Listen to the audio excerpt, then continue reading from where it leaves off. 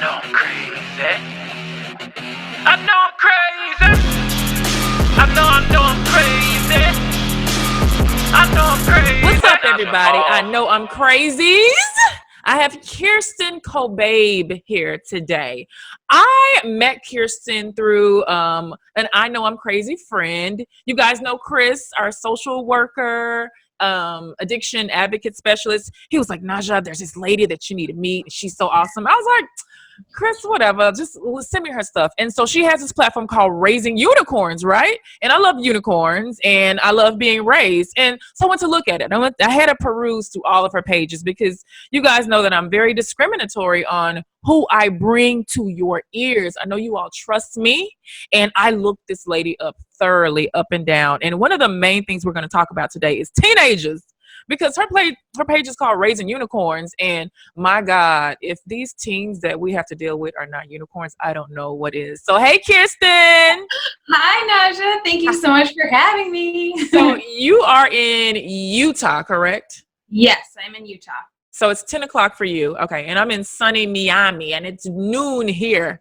Ooh, yes. Beautiful. So I'm going to tell everybody about you real quick. And guys, I'm going to read a quick piece of her bio. But if you want a lot more information on her, all her links, to see her beautiful face, if you're not watching the vlog version of this, then just remember, go to blendedinblack.com/podcast. You can find all of Kirsten's info. So Kirsten is a social worker who specializes in supporting families through the waves of adolescence. She combines the powerful of mindfulness with a modern approach from which to see teenagers in a whole new light. I think I may have misread something there.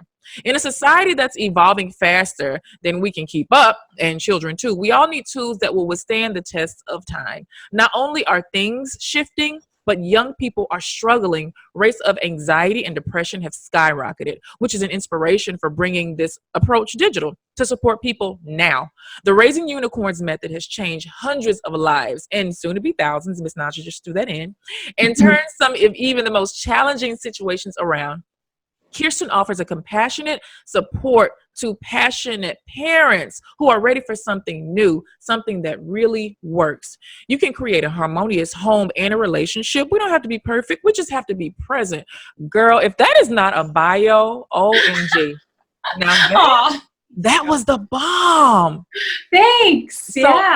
So, oh my God, I forgot to ask you. So, you guys know, if you listen to I Know I'm Crazy every other Tuesday, then I always have the guests to come on and tell us why they're crazy. Kirsten, I totally forgot to give you a heads up, but it's kind of good since I'm putting you on the spot. So, Kirsten, tell us why you're crazy, just like the rest of us. I am crazy like the rest of us because I love teenagers. You are nuts.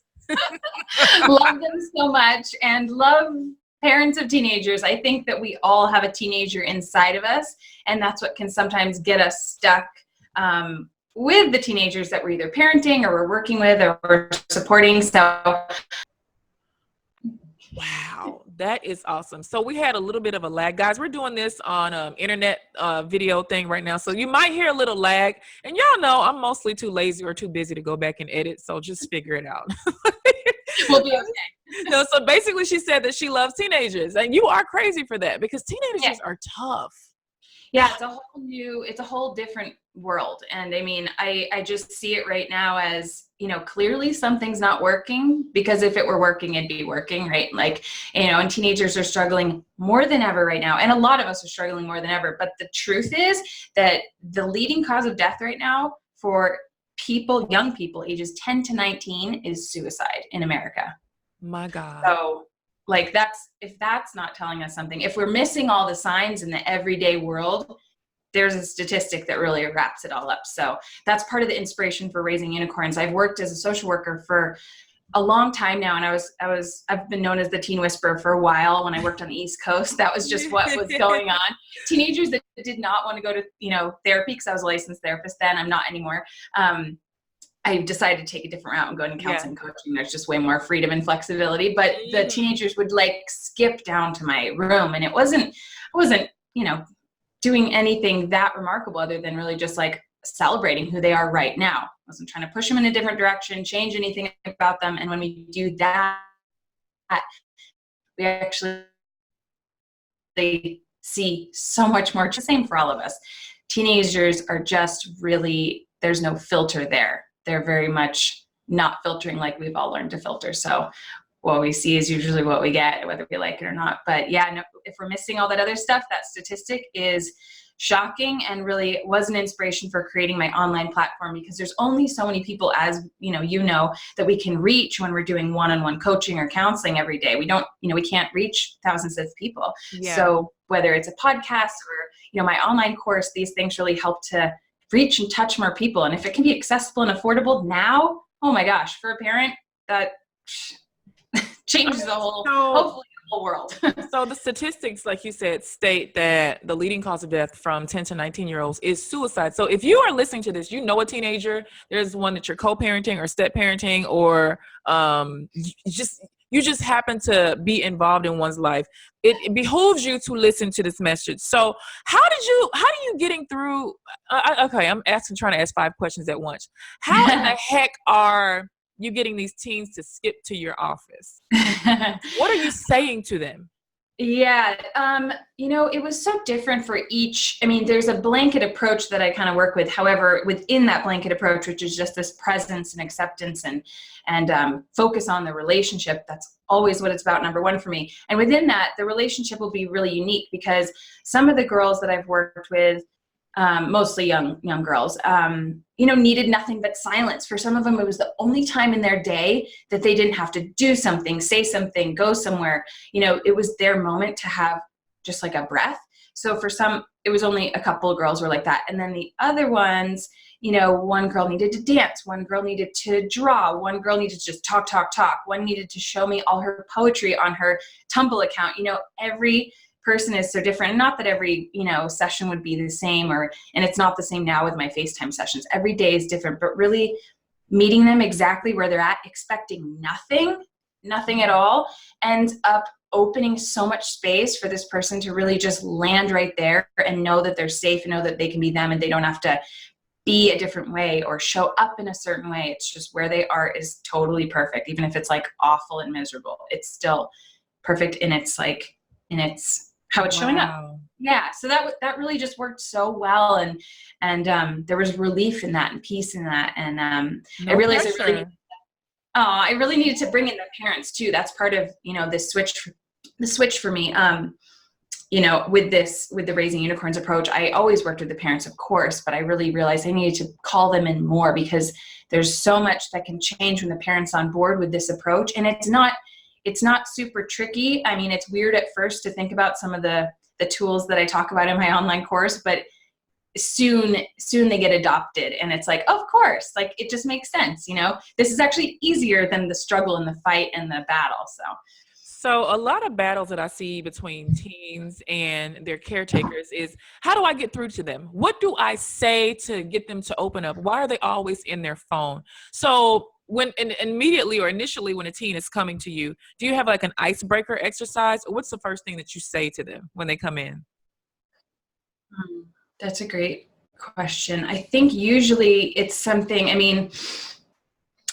along the lines of, I'm not here to change you. I'm here to just be with you. And if there's anything, and this is about you. So if this doesn't work for you, that's important. And I want to make sure that we're a good fit. So it's really about like, they're in control. I'm not here to change them, because a lot of teens go into counseling sessions and someone's trying to make them like school or clean up their room or talk nicer to their parents. And not that those things aren't great and valuable, but that's never going to happen if we don't have that relationship and rapport. So it's always about like, hey, this is about you here. If you don't like something I'm doing, or if this isn't a good fit, like, let me know, we'll find you someone better. Because I don't want there to be any pressure for them to feel like this has to be a thing they like. I mean, none of us want that. I mean, that's just, I think we forget for teenagers, because they're in between that like child and adult world. And it's so tricky to know every day looks so different. Some days they're more mature, some days they're less mature, because they are wavering in between. So I really like to say things like this and to presence this, because it actually can bring them into a mature place where they can say like, I'm in charge, I'm in control, I can share what's up for me. And then again, the pressure is not there for them to be any certain way. And the results I get from this are are amazing. And some of the, the techniques that I work with teens, I really encourage, parents to do as well. And some of this stuff can start way before teen years too. I mean, the earlier the better. I love the approach. So give them a sense of control. You're like, hey, I want to listen to you. I don't want to hear I don't want you to do anything, because I think they hear that, or we all hear that growing up so much from our parents. Okay. So Kirsten, what is the complaint that you hear from teenagers when they sit on your couch, or when you're doing a FaceTime session, or whenever you're communicating with them? The biggest complaint I hear from teenagers is that they don't feel like their parents are hearing them, like this invalidation factor. So within the tools that I talk about in my online course and my work, it's really about presence, validation, and then you get that connection and relationship. So, for example, if a teenager is like, I hate school, I don't want to wake up, like this is miserable. And even if it's not they're not being bullied and it's not super intense, even if it's kind of like a regular, I don't want to wake up or go to school, it's too early type of thing, parents will often say things like, well, we got to, nobody likes going to school, or, something like this, like we're all in this together. And that's true. We're all in that together, right? We have to do stuff we don't want to do. But what the teenager hears is, yeah, too bad, and let's go. What they really need to hear and what they really respond well to is actually, and it's a very small and it's very subtle change, is like, yeah, school sucks. That's literally it. Mind equals blown. And then when you just sit there in that, because it can feel weird, because we, of course, like we're like, oh my gosh, we need to fix it. We need to make sure they go to school. You're agreeing with them. Thumbs up. Right. But if we just go, yeah, school sucks, then, and we leave it there, it feels weird to leave it there. Of course, like, it's like, this isn't normal. This is a different way of doing things. But then they're like, then they actually either feel complete in it, heard and seen, or they share more about what they hate, which is okay. Like, that's what we want. We want them to share more. Doesn't mean they're not going to go to school. Doesn't mean they're never going to move out, but like our mind will go way far in the future. Right. So that's that's like one of the simple examples. Validated their feelings, and you've acknowledged their feelings. And, when people feel validated and acknowledged, there's no choice but for them to accept you in. I mean, they open up. They're like, oh, wow. Are you serious? Like, I don't know what I would have said if I heard one of my parents agree with that. I would have probably ran away, because I'm like, you guys are losing it. Are you aliens?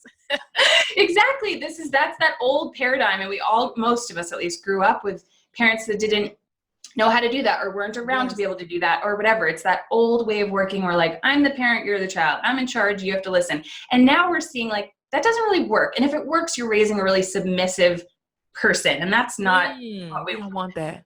No, we don't want that, especially nowadays. We need people to have a voice. We need people to be who they are.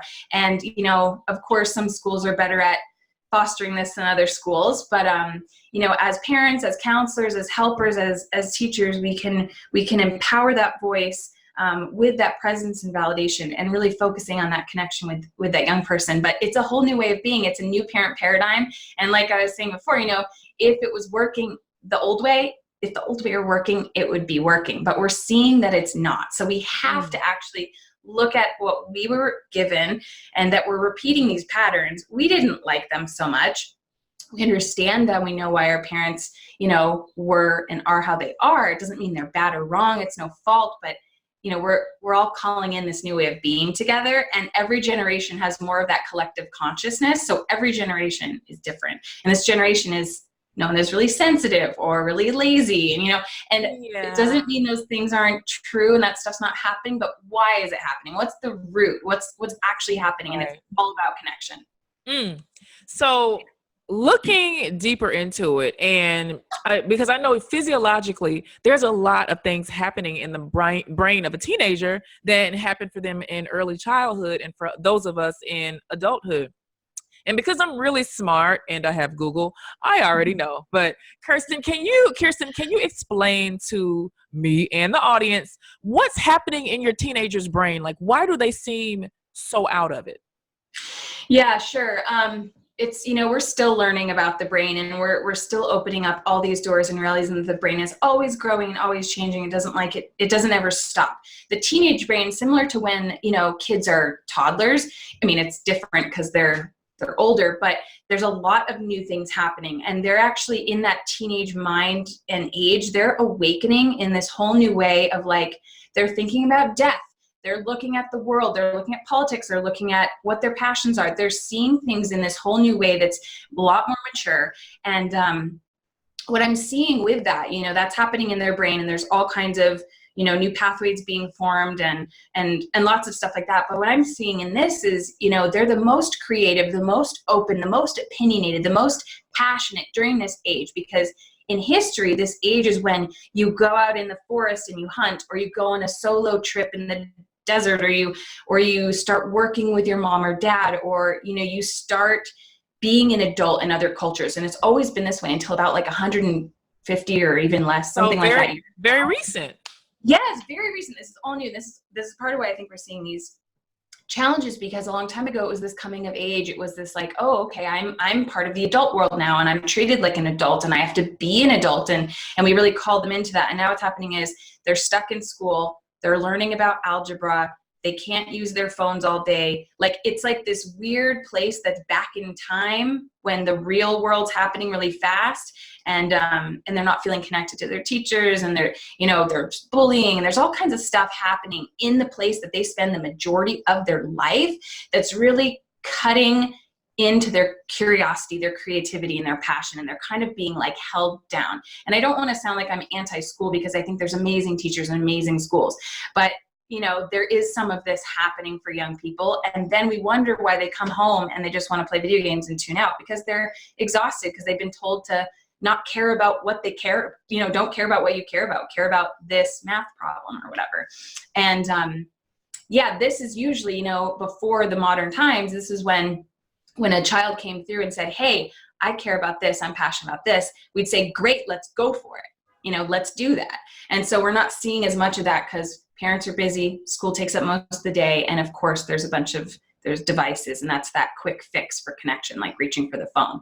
So how can you foster that? Like, let's just say your kid is not a teenager yet, but you don't want them to, you want to kind of help them to skip over that step, if possible, of feeling disconnected. So what can you start implementing in your own home for your preteen, so that they can have the freedom?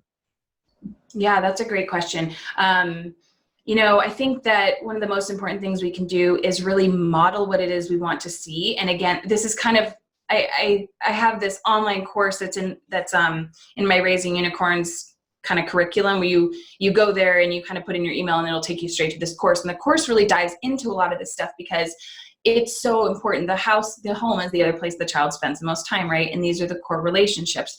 So if we can model how to live a life we love, even if it doesn't mean all our dreams are currently happening right now, but how can we connect about the stuff that's hard? How can we work towards our dreams together? How can we show these young people that, we're also doing this too? Because we can't expect our young people to have great relationships, know what they want to do in life, understand finances, if we don't know how to do that stuff. I mean, sometimes that happens, but if we're not doing that, then first of all, that's a lot of ammunition and fuel for them to be like, you're a hypocrite. Here's my middle finger, like, if you're not, how can you tell me to do these things? So it's really important for us to, like, it doesn't mean we have to be perfect either. That's like not what it's about.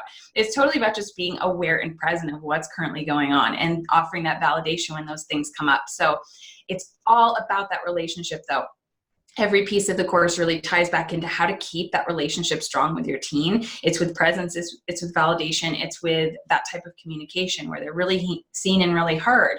And, it's funny because a lot of this stuff feels so backwards. One of the tips I give is like, try apologizing to your teen for when you freaked out, when you screamed. And that is like something that never happens. Like, teenagers don't usually get apologies, so especially from adults or their parental figures. Totally, because we know, like, of course it's frustrating to raise a teenager. We know that they're in the quote wrong about stuff, certain things, but we also can be too, as adults. So it's not about saying like, oh, you're in charge completely and I'll be submissive. It's more about, I can own when I, lost it and that wasn't okay. And I wanted to say, I'm sorry. And usually what happens is a teenager's like ears will perk up. You've got their attention. They feel validated, seen and heard.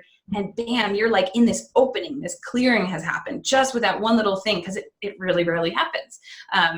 And so then you can really continue to build that relationship and foster that connection through these waves and changing times. And every day is going to be different. You don't take it personally. There's tons of mood swings. Sleep is essential for teens. And So really, really focusing on that relationship. How can we as adults, parents, counselors, continue to just meet them where they are and foster that real, true relationship so that all that other junk, whether it's parties, smoking pot, whatever the stuff is, you can actually talk about it without it being like, we have to talk about something. You've already been talking about something, if that makes sense.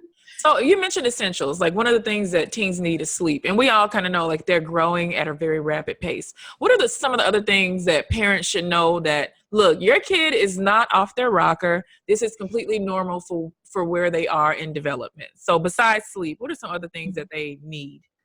That they need? Yeah. I mean, really, I think they need to be heard more than anything. And I just want to clarify too, that sometimes doesn't mean words, it sometimes is their mood. It's sometimes their silence. It's sometimes their fears and anxieties. It's not always words, and it doesn't have to be. We can absolutely validate and be present with someone when they're not talking. Like that young girl that I said, she needed to come in and have silence. And there were parts of me that were like, am I doing something wrong? I'm a bad therapist, awkward. We feel like we should be feeling the space, but totally. And I had to be like, step back and be like, oh, and when she shared with me kind of, because I asked her and after, we just really focused on that relationship. She told me what she needed. We did it.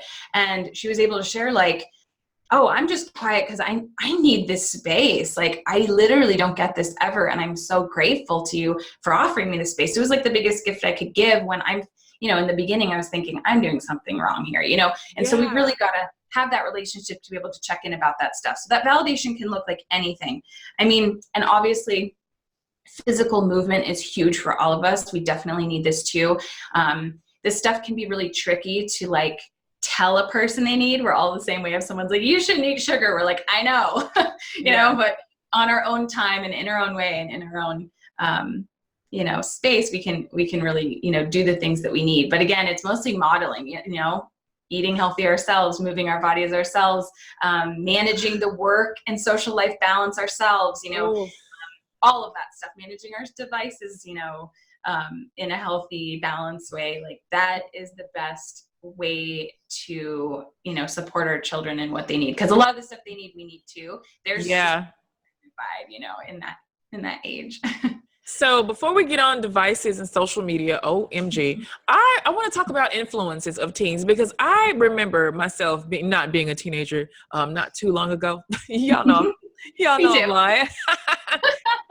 I remember watching some of my friends that we started out in grade school, elementary school, middle school together. And then when we got to those critical teen years, them veering off and meeting a group of people and automatically who they were or who I thought they were, they completely changed. They got around bad influences. They were starting to smoke and starting to have sex and cussing and skipping classes, like all the things that are not favorable. Right. What in the heck do you do if your kid is starting to veer towards that less desirable crowd? Such a good question. And this can happen because, as we know, like that age is all about forming an identity, forging your own way, that's why teenagers pull away, right? And they're like, I hate you, mom and dad. It's not because they hate you. I mean, maybe they do in tiny moments, Okay, let me say something. My mom is sitting right over there. Mom, did I ever say I hated you as a teenager? What would you have done to me if I said that? I can't repeat what she said. So I'm sorry to interrupt. Go ahead, Kirsten. You're good. Yeah. Let's see. What was I saying? We were talking about bad influences. Right. So this identity, thank you. This identity forging, developmental stage. This is normal. Like, and some teens are they're more subtle about it. And other teens are more drastic about it. They're just trying on new things like clothes and food. They're trying on new friends, trying on new experiences. So, it is, quote, normal for some of that stuff to happen. However, there's a spectrum there. There's this like curiosity part, and then there's like, full on diving into that world, and that can be really scary, or it can become a daily thing, and not to say even the curiosity part can't be scary. But anyway, that whole thing this can happen with any teen. It is part of what they're exploring in this age, this age. It's all about identity. So one of the things I think is really important to remember is that, the more we kind of punish or say these things are wrong, the more resistance we get. And that's true for all of us. We're seeing it in the I mean, I've worked in prisons. We see this in prisons too. Like the more we shame and blame someone for, say, we'll just use like an example. They snuck out and went to a party or something like this. So instead of when they come home screaming at them, grounding them, telling them they're wrong, it was the worst choice of their life, we could actually just be, first of all, grateful that they're home, like, celebrate that, and actually stay there in that place with them where you can be like, you can talk about it. And since you've already been working on the relationship with the presence and the validation, I mean, at least with the way that I encourage parents to work with it, is then you can sit there and be like, how was the party? And how, you can actually ask these things. And it's not because you're saying it's okay, but you want them to share and you want them to be able to know that they can talk about that stuff. Aren't they going to be very defensive though? Because they know they're wrong. If you come in past curfew or sneak out and go to a party and your mom says, so how was the party? I would be afraid, like very afraid. Yeah, right. But how are you getting them to open up in that moment? It's a whole new way of being. And I'm thinking of it as if someone's already tried, already working in that validation, that presence piece. And you're not saying like, oh, cool, you went to a party, no problem. You're just wanting them to know that, and because the purpose of this all is, if they find themselves in a really crappy situation at a party, like a really bad one, you want them to be able to feel like they can call, or that they don't have to get a ride home with whoever's there, because that means they're gonna be getting in a car with someone drunk. We want them to be able to call on us, share with us without thinking, oh, I'm gonna be in deep shit or something. We don't need to be police so much that it scares them, but within this, you can really create the expectations together. Like, hey, if you sneak out, here's what's going to happen. Or like, what do you think the consequence should be if you sneak out? And you sort of develop this together. I like that. You can do that in your romantic relationships too. Like, so what is going to happen if you cheat on me? Exactly. And you do this hopefully before they sneak out or whatever. But this is kind of something this is in my course too. I really encourage parents to have a sit down with their teen or teens and be like, okay, let's look at the house rules or whatever. What are the expectations? What are the things we can all do to chip in? And then the teen or the child can decide, I really like, I don't know what they would like. Most teens don't like cleaning anything, but there could be something you can tie it into a value of theirs. Like maybe they really love their clothes and they want to make sure their clothes are like, they always have all their clothes clean. Right. How can they be part of that? So you really, instead of saying like, hey, you've got to do your clothes or else you're grounded. It's really like, okay, what are the things you can do for this house? We're all going to pitch in. We're all going to help. You tell me what you want to do. And then there's at least a shimmer of control there for them. So within that, you can talk about like curfews, sneaking out. What would the consequences be? Because this, these are things that might happen. Not that you want to plant those seeds, but we sometimes think that by talking about sneaking out, having sex, doing drugs, and suicide, we're going to like encourage them to do these things. But that's not how it works. That's not how it works. They just have more information about what may come up for their friends and how to deal with it if and when it happens to them. And then they get to be part of that, which calls them into that mature place. It rises them up to this beautiful, mature, like young adult space. And they feel immediately like important, respected, trustworthy, and they'll be less likely to do these things. So it feels super backwards and weird, but it has it's much more effective than any of the shame and blame and stuff like that. But we all grew up with that. We're like processing this stuff. A lot of us did at least, and we're moving it through. And it's the only pattern we were given. And it's also in our society. It's like law, prison. And it's not to say there shouldn't be consequences, but how can we pull them in to understanding them, knowing them, even creating them so that they just feel part of that conversation? I'm going to have to take this course. Oh my God. What's your course called? The course is called How to Support Your Teen with Anxiety and Depression. And how does the course work? Like, is it like a 5-day thing? The course is really, I want to make this so easy for parents because honestly, like part of it was because who has time? Yes. First of all, but so it's like, okay, at your fingertips, it's like, it's $47 and I also add in all this other stuff. I have meditation, I have books, I have a cheat sheet. So there's all this extra stuff that goes in the course, but basically you sign in and there's 18 lessons and they all have a practical, like, action step. Is it videos or is it reading or? It's writing and video. So there's a blurb, there's a quote, there's an actionable step, and then there's a video of me expanding a little bit on it. Wow. So that's I like it. Lessons of those. So I love it. And you're so pretty to look at. So, those of you that are watching this, she's a very pleasant looking lady. I have such beautiful friends. I'm so blessed. I'm so happy to be looking at you too. This is so fun. So to talk about kind of the downer, but such a necessary thing is freaking social media. almost every teen I know is like this. You know, their phone is glued to their faces, and I'm just like, what in there is so compelling? While I was growing up as a millennial, or I'm on the tail end of being a millennial, Me too. we didn't have that stuff, and so No, I think I had a cell phone maybe my senior year or freshman year of college. I think that's me too. maybe when I got one.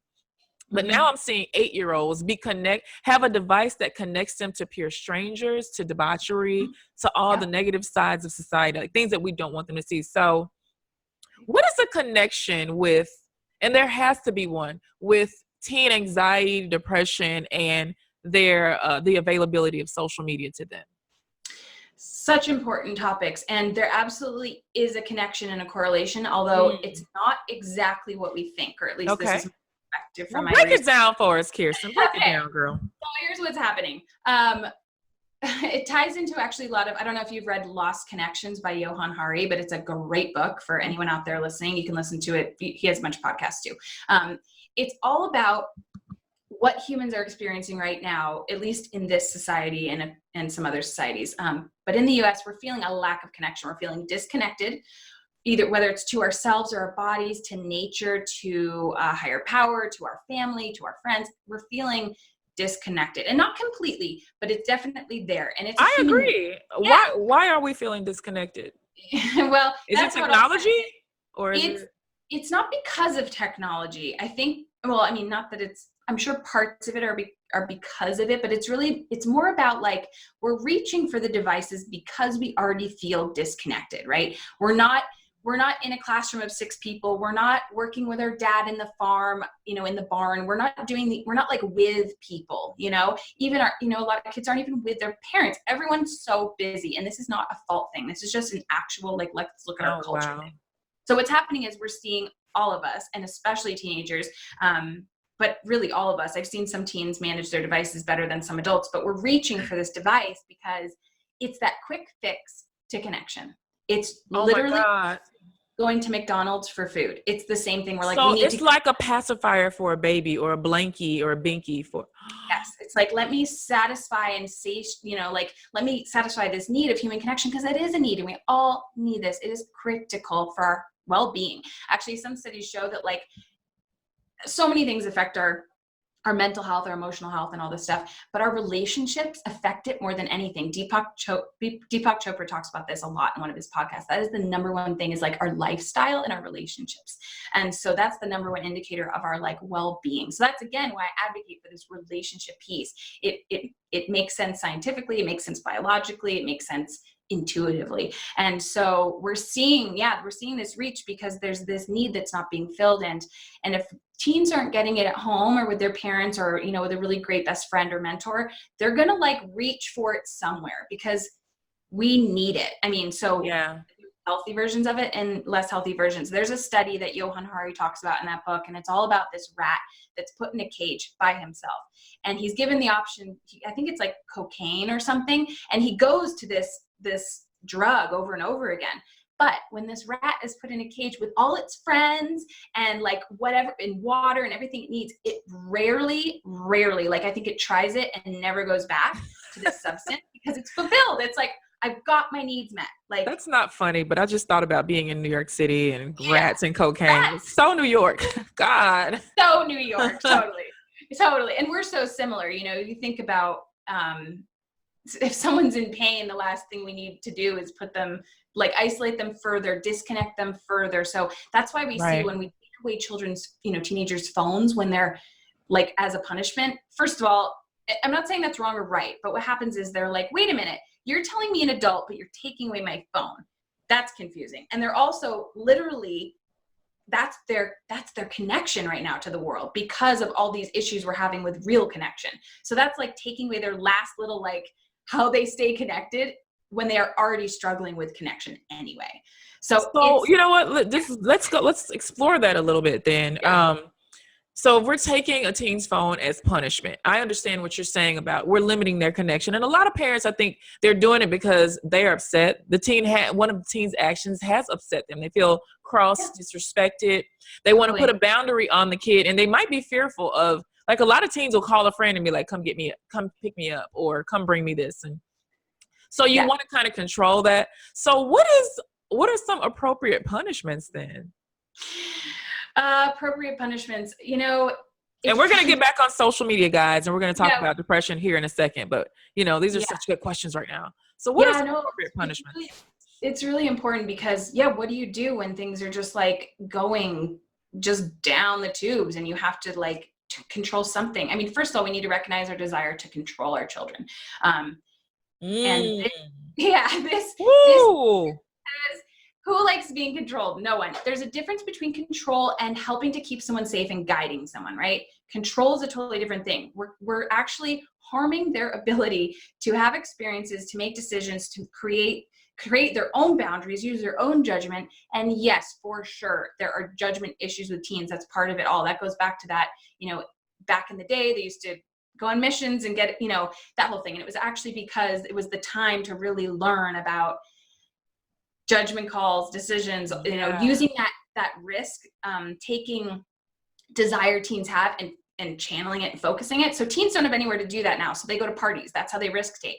They used to hunt buffalo, and not that we want them to be hunting buffalo now. That doesn't make sense in America, at least most parts of America. But how can we channel that risk taking? How can we rise that maturity up? So even some of the things I talked about before, like involving them in the conversation about creating these consequences, talking about these things that might happen and come up and where are they at with it, and preparing them, because for even the most,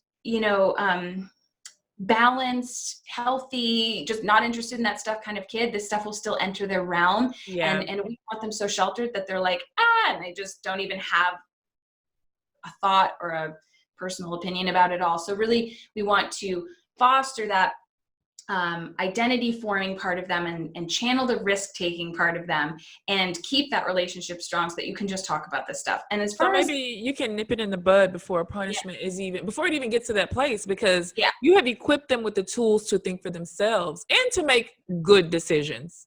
Right. Honey, I know a lot of adults that need to take this course for themselves, not their kids. This course is for everybody. Okay. It's for everybody. I'm going to gift it to a few people I know. It's so good because again, it's like we think it's about one thing, but it's like, oh man, it's just about relationship. It's just about connection. It's just about my own stuff. Oh my gosh. Because the fear is when our kid goes to a party, of course, that, they're going to get drugged or they're going to drink or they're going to get sick or they're going to drive drunk or, and of course these are normal fears and natural fears and we don't want those things to happen. So that we can't control that though. But the best way we can control it is by all the things we've talked about up until now in this podcast, if that makes sense. This is so awesome. Oh my God. I'm sure everybody's listening to this is going to have so many light bulbs going on. So you mentioned a few seconds ago, like a teen that is balanced and what we consider to be open quote, good teen, quote, close quote. What do their parents or caretakers look like? What do these people exemplify? I think they look like people who have their own stuff in check. Aware of, or at least are open to that, because a lot of the things that we get triggered by are really just because it happened to us. We don't want it to happen. We value something different than what our teen values, and those values are really like bumping up against each other. And these tension points, if we can reframe them, and I'm not saying this stuff is easy. I hope that that's like not what people are interpreting, because it's not easy. It's really more of like these tension points can be a place for us to grow and learn with our child. And if these tension points aren't bringing us closer together, we're literally missing like magic moments we could be having with young people. And it doesn't mean they're comfortable and super sweet and like, whatever, but they can get to that place. And actually there can be like peace within that tension, if that makes sense, where you're like grounded into something deeper than yourself. You're here to guide this person, but being next to them in their process.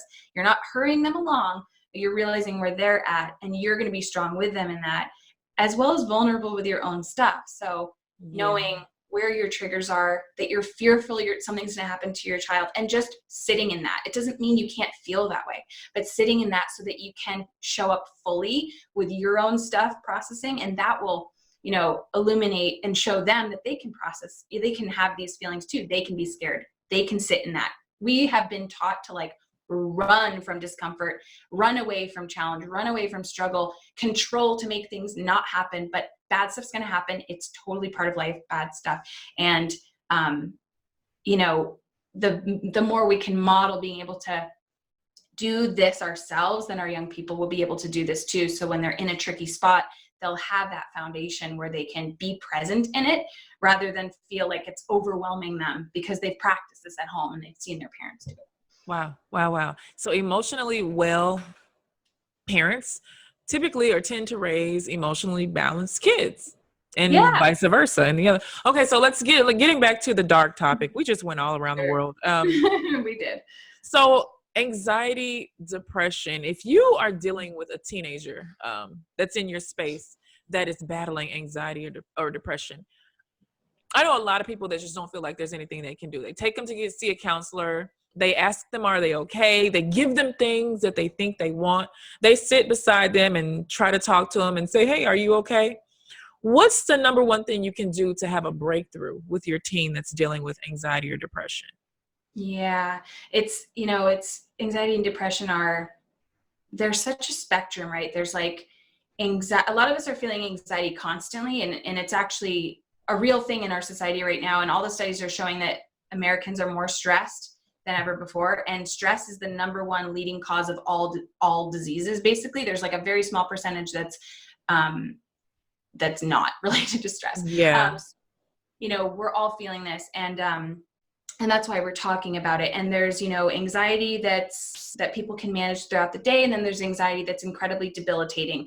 And same with depression. There's kind of this spectrum of it. And so there's different approaches for all of it. And my course. So let's say this, the debilitating kind of anxiety or depression, then I know that then you're going to have to go see a psychiatrist, and you're going to have to possibly deal with medication, being in some sort of facility. So for the people that are dealing with, how do I say lower level or just the everyday basic, this is what we all have.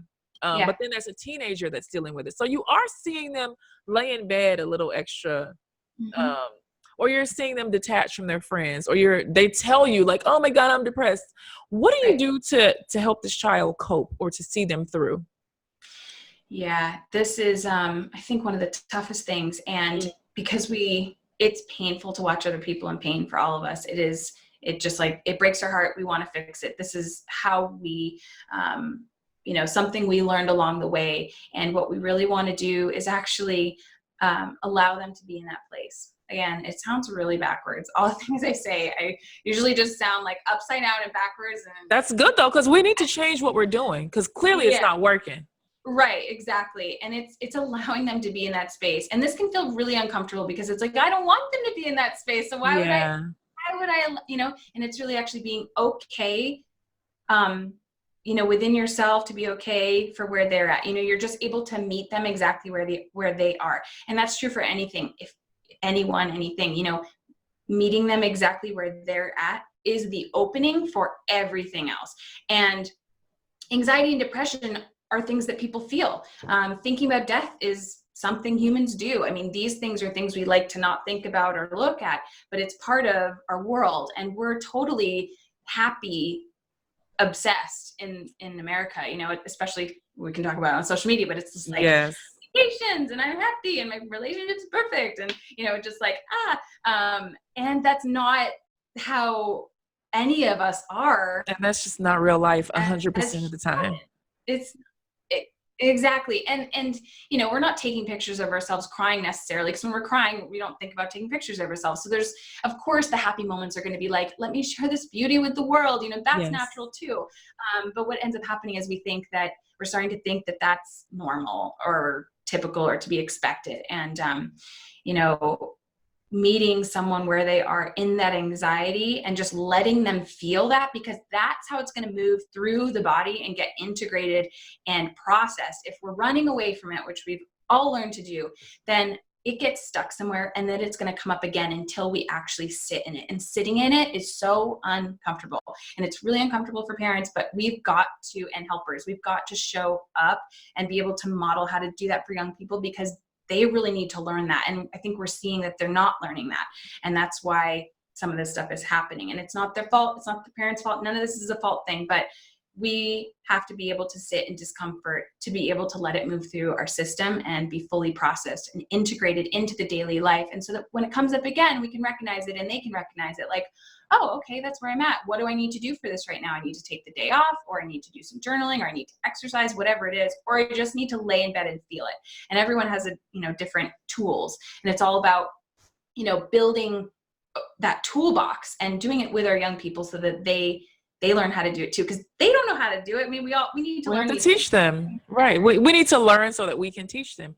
Absolutely. So moving over to the alarming statistics about the leading cause of death for young people. What do we need? What are the signs when we could possibly be living with a teenager or know a teen that is on the brink of taking their own life? What do we look for? Yeah. Death by suicide, yes, the leading cause of death for children in America ages 10 to 19. I mean, 5th grade, 4th grade for some people. I read a story earlier this year. A 4th grader a little girl took her life because of bullying or something. The expectations of young people in this country, while simultaneously being like pushed down and controlled, is a nightmare. I mean, it is a mess. It's a mess. And, that's also in my course, this expectation piece.